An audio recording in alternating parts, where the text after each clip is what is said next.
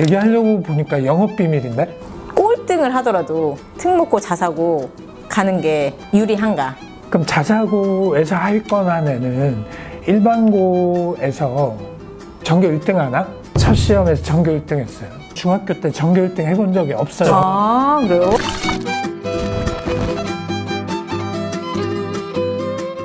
네, 안녕하세요. 네, 대치파이만에서 다시 나왔습니다. 네, 저는 대치파이만 원장 정다운이고요. 입시탐구 엔터테이너 이수봉입니다. 오늘은 소장님 모시고 이런 질문들 좀 많이 하시는 것 같아서 한번 주제를 잡아봤습니다. 꼴등을 하더라도 특목고 자사고 가는 게 유리한가? 약간 뭐 이런 질문을 드린다면 소장님 뭐라고 좀 답변해 주시나요? 보통 부모님들이 와서 많이 물어보실 것 같은데 컨설팅 받으실 때. 질문이 너무 노골적이잖아요. 원장님이 학부모님이라고 생각하고 답하면 유리합니다라고 말할 것 같아요. 아, 유리한가요? 네. 꼴등인데? 네. 꼴등해도 가서 배우는 게 있죠. 애들이 공부 어떻게 하는지를 보고, 네. 그리고 그 학교에서 하는 다양한 활동들을 경험해 볼 수 있고 행복을 느낄 수 있죠. 네. 공부는 꼴등이지만 다양한 활동, 동아리 활동, 선택식 수업, 푸른 자연환경, 음악, 체육, 일반고에 그런 거 없잖아요. 아, 일반고에 없는 프로그램들을 누릴 수 있다. 네. 그걸 자양분을 해서 아이가 성장할 수 있다. 네. 네. 그래도 내신이 꼴등이면 어쨌든 요즘 학생부 종합 얘기도 나오고 뭐 수능에도 뭐 그 학생부가 좀 들어갈 수 있고 막 이런 얘기들이 있는데 그러면 뭐 그런 입시에서 대입에서 좋은 학교 일명 이제 명문대를 가는 데는 유리하지 않는 거 아닌가요? 꼴찌를 하면요? 네. 그건 당연하죠. 꼴찌를 했는데 유리하다라고 할 수는 없죠. 네. 근데 지금 꼴찌라고 얘기하시잖아요. 네. 자사고나 특목고에서 꼴찌하기가 무척 어려워요. 그건 하늘이 선택해줘야 할 수 있어요. 아마 못 하실걸요? 그러니까 이 꼴찌는 정말 열심히 노력해서 꼴찌를 한 거예요. 그럼 얘는 일반고 가도 할 수 있어요, 꼴찌.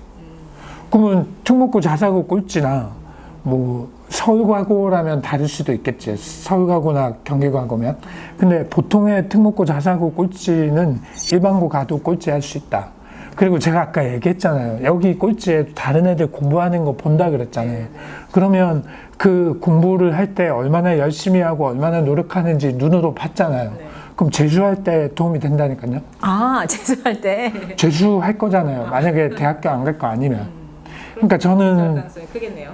인생 얘기를 한 게 아니고 입시를 봐도 하는 게 좋다고 생각해요. 그래도 뭔가 이제 좀 약간 그런 지점도 있을 것 같은데 이게 많이 엄마들이 좀 걱정하시는 게 그런 거거든요. 이게 그런 친구들이 대부분은 중학교 때는 다 올해이는 맞았던 친구들일 거고 그래야 B 몇 개인 그런 친구들이 이제 이 기본 이제 특목 자사를 가기 위한 어떤 최소선이니까 적어도 중학교 때는 그 정도로 하던 친구들이 가서 현재 등급 기준으로는 막 2학년 기준으로 9등급 막 이런 걸 받았을 때 오는 그 충격 막 이런 거로 너무 또 이렇게 좌절해가지고 자존감이 하락하고 난 아닌가 봐, 난 인생 끝났어 막 이렇게 이렇게 되는 거에 대한 우려들도 좀 있으신데 지금 질문을 제가 조금 더 다듬어 볼게요.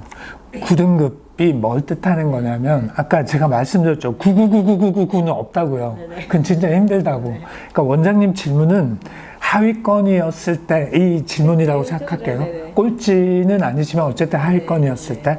그럼 자사고에서 하위권 안에는 일반고에서 전교 1등 하나? 전 그렇게 보진 않거든요.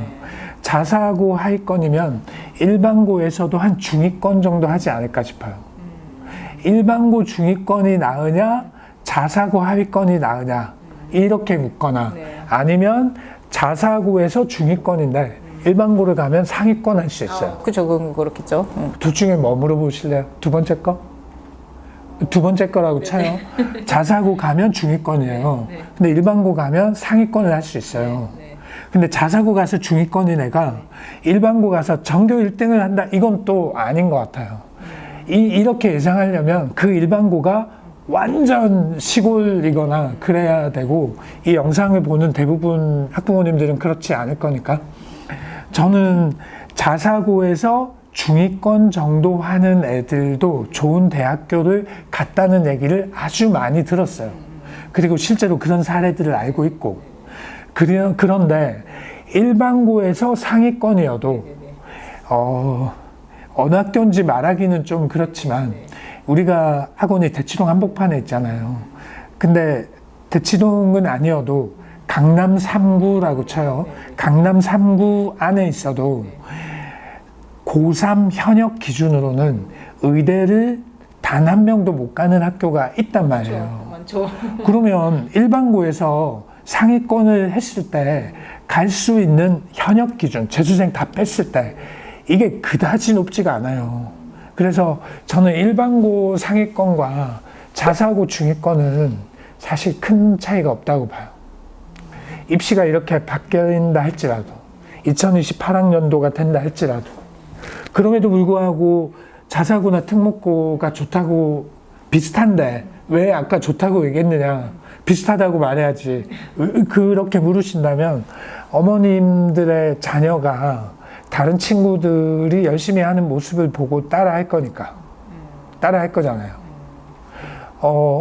원장님한테 물어보고 싶어요. 왜 공부 열심히 하셨어요? 원장님의 저 배꼽 밑에서부터 열심히 하겠다는 어떤 의지가 강력하게 날 때부터 솟았을까? 아니에요. 원장님이 열심히 한 건 딴 사람한테 잘 보이기 위해서고요. 부모님의 기대 때문이고요. 주변 사람들과의 호흡, 소통 그것 때문이거든요. 결국 인간은 주변 사람들 따라가게 돼 있어요. 근데 사회적 인간인가요? 그러니까 자사고 특목고 가면 주변 애들이 다 그렇게 되니까 영향을 받잖아요. 영향 받고 성장하는 거거든요. 그래서 갈 수 있으면 가라고 말해요. 하지만 원장님 같은 사람이면 아닐 수도 있어요. 그러니까 원장님은 독특한 캐릭터예요. 전교 1등이었잖아요. 전교 1등이었죠. 맨날 그런 건 아니죠. 네. 근데 전교 1등 해봤잖아요. 뭐 해본 적은 있겠지만. 대치동 한복판 아닌 동네에서. 그쵸, 아니죠. 네, 아니었죠. 그리고 전교 1등으로 결국 서울대 최상위 인기학과를 꽂았잖아요. 합격했잖아요. 그러면 일반고에 있는 게 나을 수도 있어요. 그렇게 공부할 수 있으면, 그렇게 독하게 공부할 수 있으면. 아, 그러니까 조금 주변 환경이나 이런 거에 크게 영향받지 않고 자기 길을 가는 캐릭터면 일반고에 남아있어도 충분하다? 그렇죠. 제가 학생을 만났는데 딱 이 캐릭터인 게 딱 와닿아요. 네네. 그럼 가라고 안 해요. 저는 사실 그런 너무 다양한 활동을 하는 게 전 부담이었을 것 같아요. 제 성향상으로는. 이것저것 하는 게 나랑은 좀 안 맞는데 거기 가면 무슨 동아리도 많이 해야 되고 뭣도 많이 해야 되고 막 이래야 된다고 하니까 제가 제 학창 시절에는 뭐 그런 학교가 많지 않았지만 그 시절로 내려간다면 저는 좀 그게 고민이 될 것 같겠네. 그런 걸 하고 그러니까 근데 이제 그런 걸 좋아하는 친구들은 또 가는 게 배우는 게 많을 것 같고 그래서 약간 성향을 좀 봐야 되는 거네요. 그러면 아니 전 그렇게 결론 내리면 안 된다고 봐요. 그러니까 원장님은 이런 애도 있고 저런 애도 있으니까 거기에 맞춰서 해라라고 말씀하시는데 원장님 같은 사람 없어요. 원장님은 희귀종이에요. 거의 없기 때문에 원장님 같은 사람일 수도 있으니까 이걸 대비해라라고 하는 건 근데 다수 학부모들에게는 타당하지 않은 얘기예요. 어차피 원장님 같은 학생은 거의 없기 때문에 다수는 영향받는 쪽에서 영향받으면 성장하는 게 맞다고 봐요. 그리고 원장님 우리 학원에서도 되게 꼼꼼하잖아요. 꼼꼼하고 생각 많이 하고 끝없이 고민하고 조금 실수하면 괴로워하고 그러잖아요. 그걸로 유명한 캐릭터잖아요. 압도적이잖아요. 그러면 그런 원장님 캐릭터를 보고 한 얘기예요. 네. 아 근데 뭐 돌아보면 사실 저도 비평준화를 나왔고 비평준화에서 공부 잘 한다는 애들 사이에 있었고 그럼 거기서 저도 돌아보면 자극을 받은 게 있고 뭐 저도 저 혼자 공부했다고 보기는 힘들죠. 예. 그러니까 주변에 저만큼 열심히 하는 친구들이 있으니까 이 친구도 이렇게 공부하네 저 친구도 저렇게 공부하네 아 얘는 이걸 이렇게까지 필기를 열심히 하네 뭐 이런 걸 보면서 배운 게 있기 때문에 저도 그때 그 시절에 비평준화에서 열심히 해서 그래도 잘하는 친구들 사이에 있었던 게 저의 이제 이 대입 결과나 뭐 이런 거에 영향을 줬다고 생각은 들긴 해요. 그러니까 대부분 사람은 영향을 주고받게 돼 있다. 인간은 그렇게 진화했으니까. 근데 그 중에서 원장님이 좀 독특한 면이 더 있다라고 말씀드린 거예요. 그러면 어쨌든 아이들 입장에서도 거기서 만나는 친구들, 뭐 같이 있는 그 집단, 뭐 이런 거 때문에라도 가는 걸 추천하시는 거네요. 네, 저는 가는 걸 뭐 그런 점에서 추천해요. 하지만 학생에게 의지가 없다면 안 보내는 게 맞겠죠? 엄마에게만 의지가 있다 이러면? 그러면 저는 안 가는 게 좋다고 확실히 생각해요. 엄마의 품이 좋은 아이인데 엄마는 떼놓고 싶고 이런 집이면 그건 안 맞는 거네요. 그쵸? 그러면 또 어떻게 생각하면 이제 뭐 입시 결과에는 약간 초반에는 좀 불리할 수도 있지만 뭐 재수까지 생각하면 유리해질 수 있다는 얘기신 거고, 뭐 인생 전체로 놓고 보면 근데 뭐 제 좀 그 부분에서 좀 유리한 부분이 더 클 수도 있고 뭐 그렇게도 볼 수 있을까요? 네, 근데 어느 자사고냐, 어느 특목고냐, 학생의 유형이 어떠냐에 따라서 사실 실제로 학생을 만나서 얘기하다 보면 어느 정도 유형 파악을 해야 되고 어머님이나 아버님의 욕구도 들어줘야 되잖아요. 그때는 제각각 다르게 생각하지만 이제 그냥 퉁쳐가지고 뭐 자사고 특목고 잘난 학교다, 그리고 적당히 공부 좀 하는 애다 했을 때는 제가 답을 그렇게 드린다고 퉁쳐서 답을 드린 거죠. 그럼 소장님께 컨설팅을 뭐 학교 선택 관련해서 컨설팅을 받으면 또 아이들마다 또 이제 뭐 상황에 맞게 유형화돼서 조금 더 좀 다른 대답들을 좀 해주실 수 있는 거네요. 그렇죠. 조심해서 말씀드리죠. 보통 얘기하면 기분 나빠하시는 분들도 있거든요. 상처받으시는 분들도 있고, 그래서 조심스럽게 말씀을 드리죠.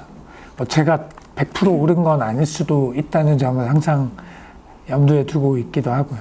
근데 제가 아까 말씀드렸던 건 약간 엄마들이 우려하는 지점은 그 지점이거든요. 아이가 너무 그 평소 받아보지 못했던 이걸 받아보고서 너무 좌절하거나 자존감이 떨어지거나 약간 이제 이 부분에 대한 우려거든요. 이게 뭐 많은 영재고 과고 가는 친구들도 경험하는 지점이기는 할 텐데 뭐 그런 부분에서는 조금 더 보낼까 말까 고민하실 때 고려해야 될 지점이 있을까요?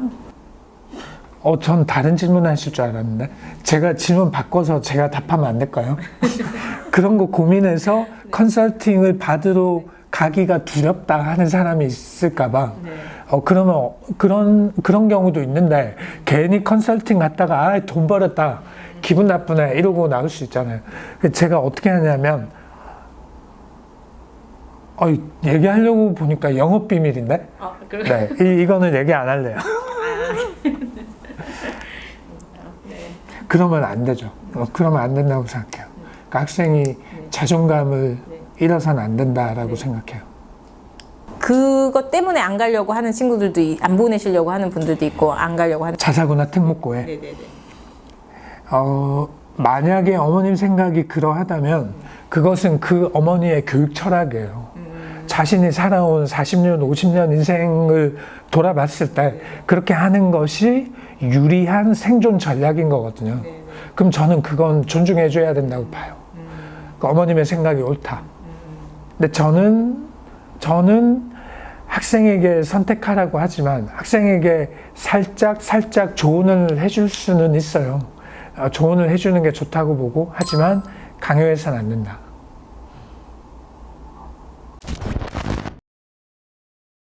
그 어떤 학생이 있었는데 이 학생이 꼼꼼한 애였어요. 누구하고 좀 비슷해요.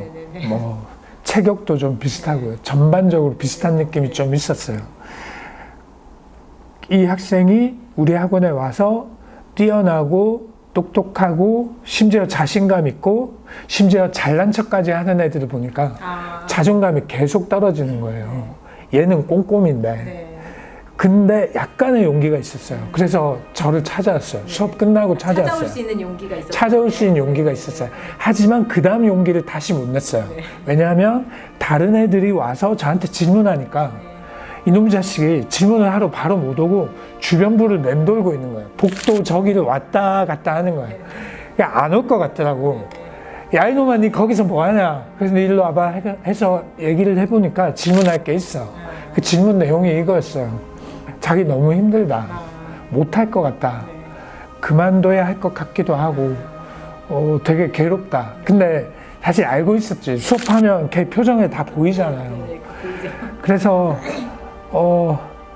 어쩌고 저쩌고 조언을 해줬어요. 근데 그 어쩌고 저쩌고 조언이 뭐냐면 친구들하고 좀 친하게 지내려고 노력해봐라.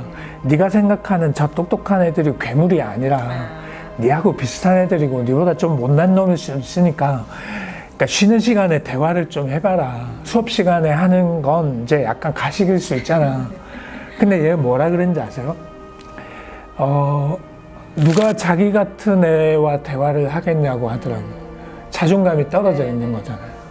그래서 친구를 좀 사귀게 도와줬어요. 적극적으로. 그때부터 조금 괜찮아졌어요. 근데 이 놈이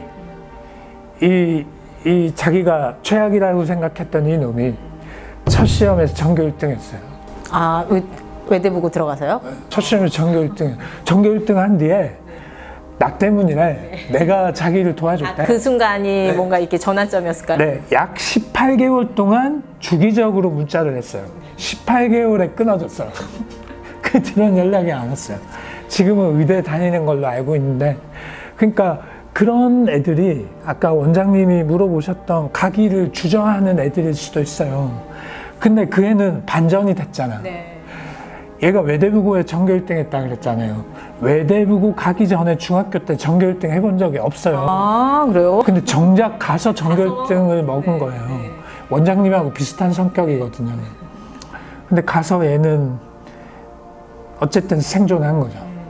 어떻게 보면 그때 데뷔 기간 동안에 얘는 어쨌든 한 번의 반전을 겪은 거네요. 그러니까 이게 소장님 말씀 듣고 보니까 이게 좌절은 있을 수 있죠. 뭐 잘하던 애도 중간중간 좌절하고 뭐 전교 1등을 하다가 10등 하는 것도 좌절이고 자존감이 하락하는 거고 뭐 그런 건데 뭐 그런 그런 경험이 있더라도 거기서 어떻게 뚫고 올라오느냐 이것도 사실 인생에서 제일 중요한 어떤 그 경험치일 것 같고 그걸 뚫어내는 거 뭐 이런 것도 좀 필요한 거니까 이제 그걸 잘 이렇게 좋은 기회에서 이렇게 기회로 이렇게 바꾸는 그 작업을 또 그게 학부모님의 고민이라면 만약에 그렇게 되더라도 그걸 또 거기서 잘 끌어내 주시는 게 또 부모님의 역할일 수도 있고 그냥 그런 것까지 할 각오를 하신다면 보내시면 될 것 같고 그렇게도 좀 생각해 볼 수 있겠네요. 잘 끌어내 주는 것도 있지만 아까 그 학생으로 다시 돌아갔을 때 부모님이 잘 끌어내 준 게 아니잖아요. 그렇죠. 네.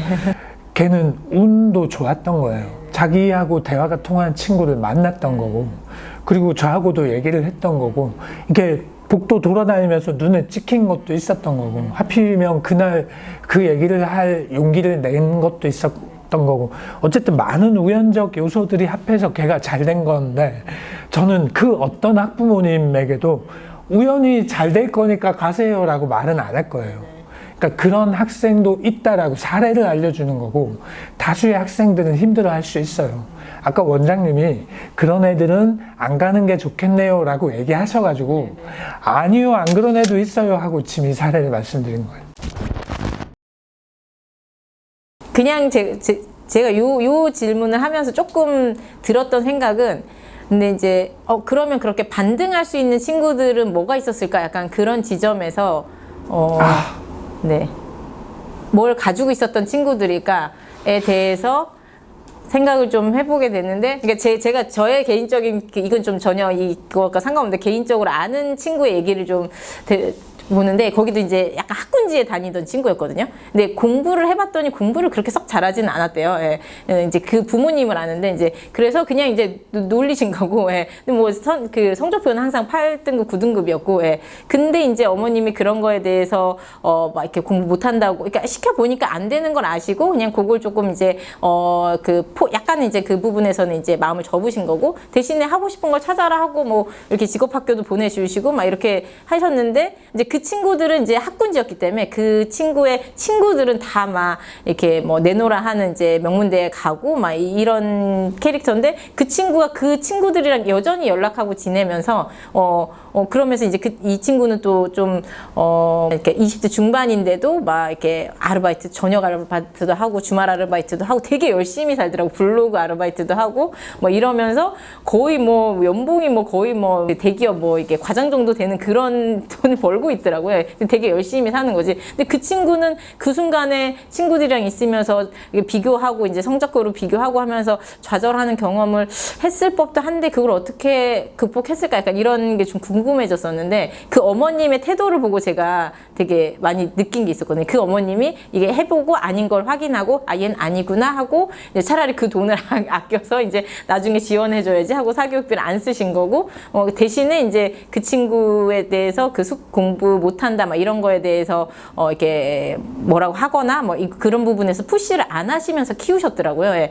그래서 그 친구가 그 가정 안에서 어떤 그 자존감이나 이제 요런 것들 건강하게 이제 마음을 지키는 것들을 좀 받았기 때문에 이제 이후에도 그런 친구들이랑 이제 뭐 잘 나가는 친구들이랑 이제 연락하고 하는 부분에서도 배우는 것도 있고 거기도 애들한테 도움을 주고 뭐 이런 건강한 관계들이 유지되고 하는 걸 보면서 좀 네, 부모로서 약간 그런 생각이 좀 들긴 했어요. 그 어머님의 이제 아이를 키워온 이제 그 학년기를 거쳐온 그 태도나 예, 그런 방식을 보면서 네, 아 그런 어떻게 보면 그 애 안에 어떤 그 더 근본적인 그 공부 때문이 아닌 더 근본적인 자기 애나 자기 사랑이나 뭐 자존감이나 이런 게 키워졌기 때문이 아닐까 그런 게 조금 더 중요한 게 아닌가 뭐 이런 생각을 좀 해보고 있는 중이거든요 요즘. 네. 제 생각에는 우리 학원에서 하는 네.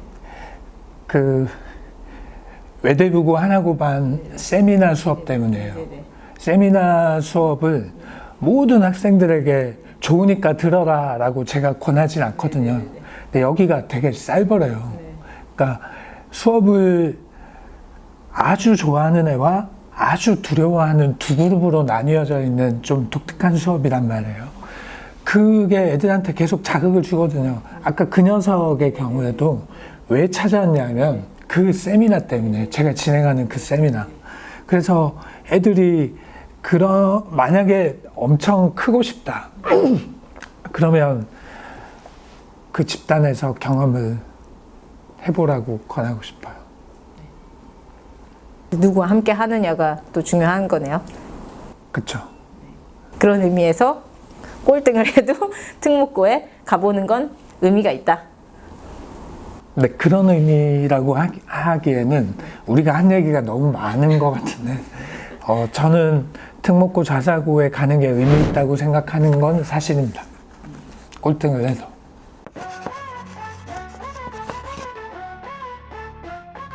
나는 꿈을 향해 발만 더 달려가 지금부터 시작되는 너의 새벽 타임만이 나를 꽃처럼 타오를 동기부여 타임만이 노래해 마음 깊이 울리는 소리 You can do it 타임만 깊은 어둠 속에 길 잃어도 타임만이 비춰줘 희망의 빛바로 타임만의 손길 한 걸음씩 내딛는